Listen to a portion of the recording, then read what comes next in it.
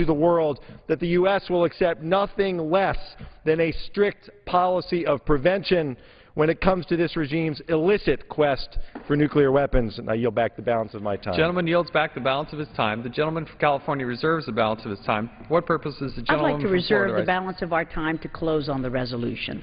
Gentlewoman reserves the balance of her time. For what purpose does the gentleman from California rise? Thank you, Mr. Speaker. I do have a few more speakers, and I'm now pleased to yield to the ranking member of the Europe Subcommittee of the House Foreign Affairs Committee, the gentleman from New York, Mr. Meeks.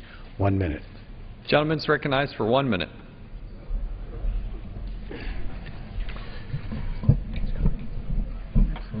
Madam Speaker, Mr. Speaker, I rise today in support of H.Res. 568. This resolution supports President Obama's policy towards Iran. As the President stated during the AIPAC annual convention in March, Iran leaders should understand that I do not have a policy of containment. I have a policy to prevent Iran from attaining a nuclear weapon. President Obama's commitment to Israel's security is ironclad. America has stood with Israel under this administration, which has facilitated unprecedented levels of security assistance for Israel, increasing every single year, even in tough domestic budget environment. But above all, President Obama has directed his administration to prevent, not merely contain, Iran achieving nuclear weapons capability. And I urge my colleagues to vote in favor of this resolution, supporting the President's position and affirming that the U.S.-Israel relationship is too important to be distorted by politics. And I thank Chairman Ross Layton and Ranking Member Howard Berman for bringing us together in a united way and passing this resolution. Gentleman yields back. Gentleman from California. Yes, Mr. Speaker, I'm pleased to yield 1 minute to the gentleman from New Jersey, an individual who knows a lot about this subject, Mr. Holt. Gentleman from New Jersey. Both gentlemen from New Jersey know a lot about this. This gentleman from New Jersey is recognized for 1 minute. He has the degree. Mr. Speaker, I thank the ranking member. The threat of nuclear proliferation is the greatest threat to world peace.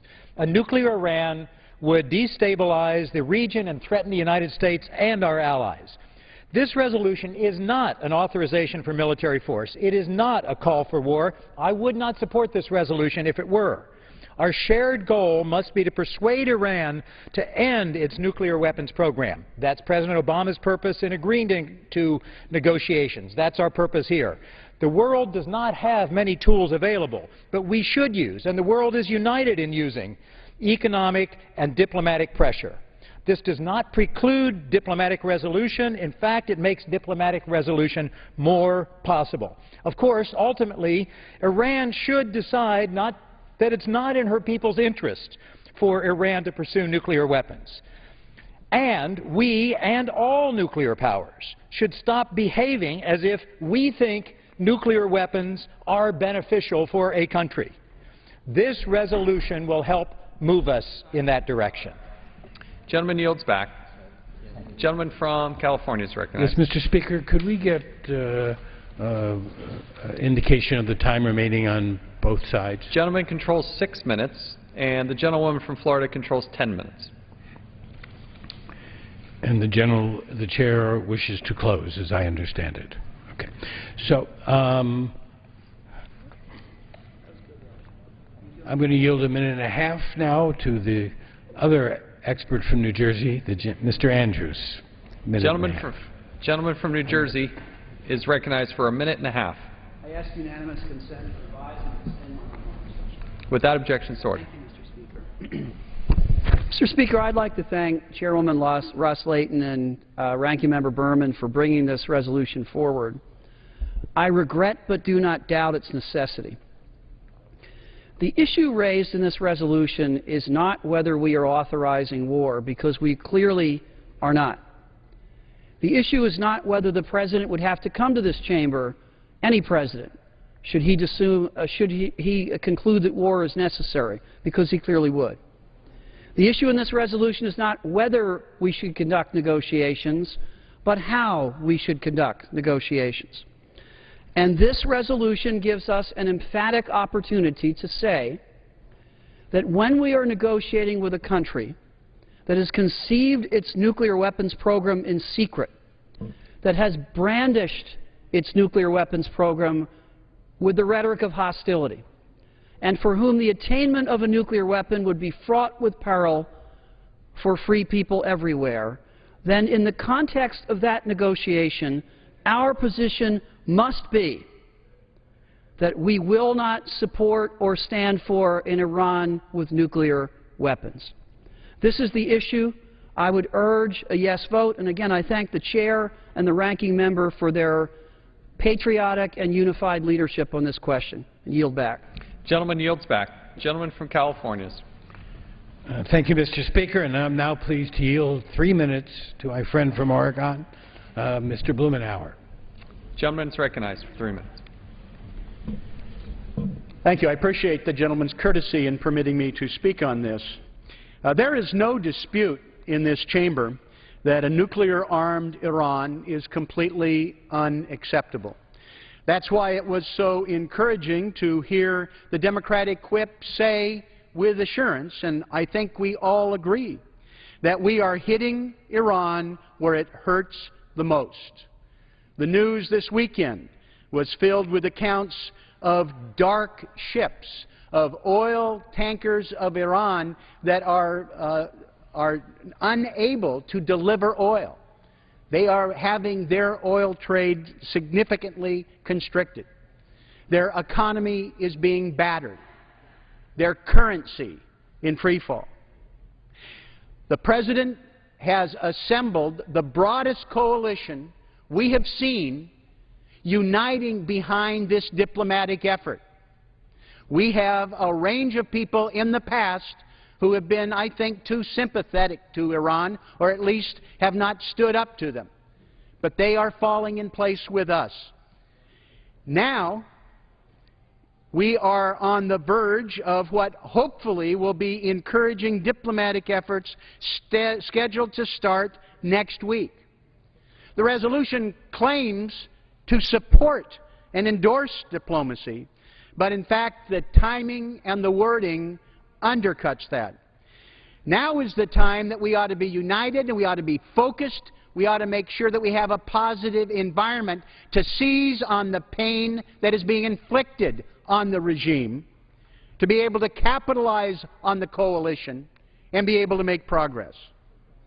Instead, we have a resolution, and these concepts have been bandied about now for several months, but we have a resolution that's rushed to the House floor, timed unsettling before the negotiations. It never had a hearing, never had a markup.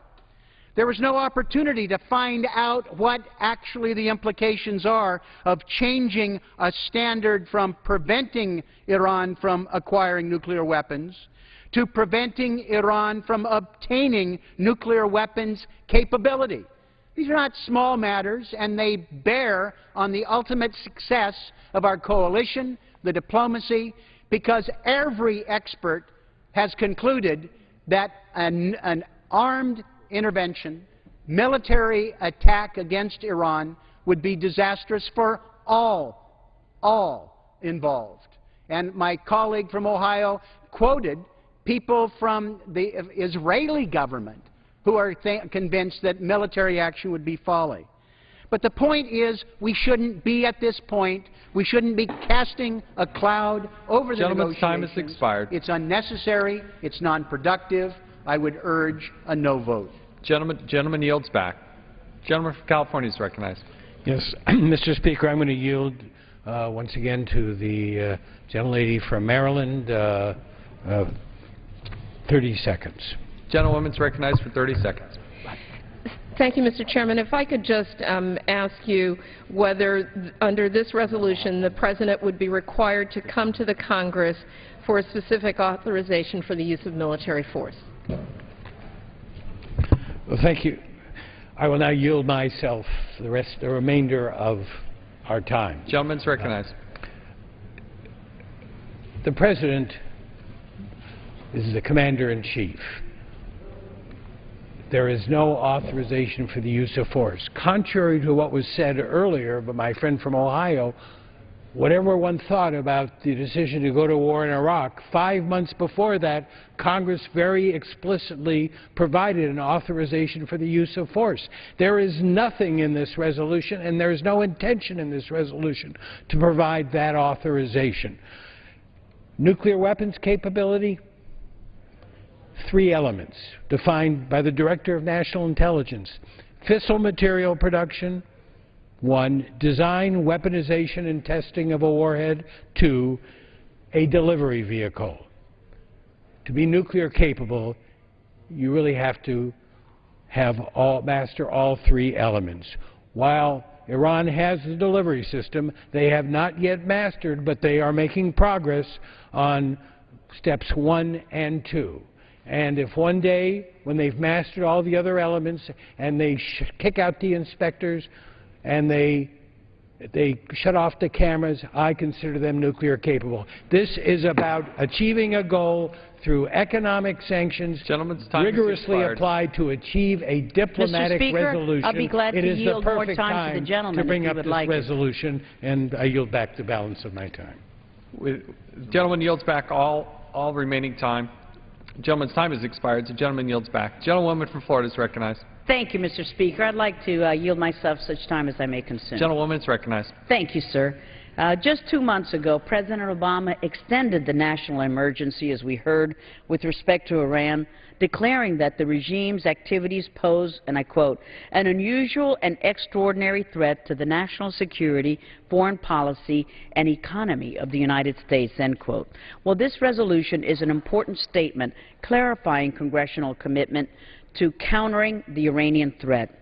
However, our focus must be on rapidly and dramatically ratcheting up sanctions without the glaring exceptions that we now have in order to put our boot on the throat of this dangerous regime.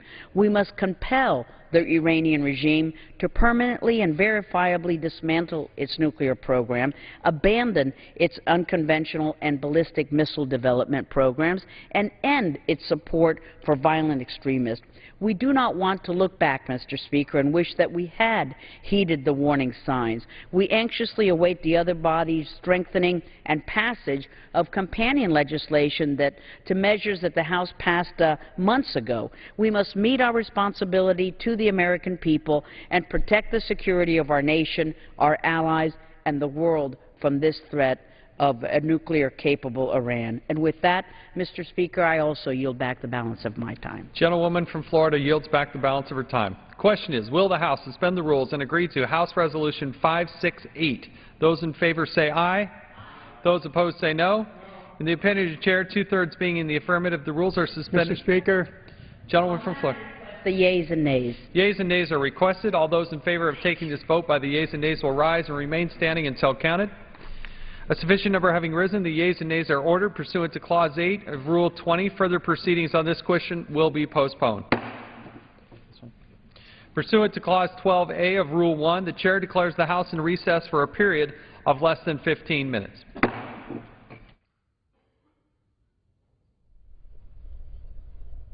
And the House returns in about 10 minutes, about 6:30 Eastern, for votes on bills.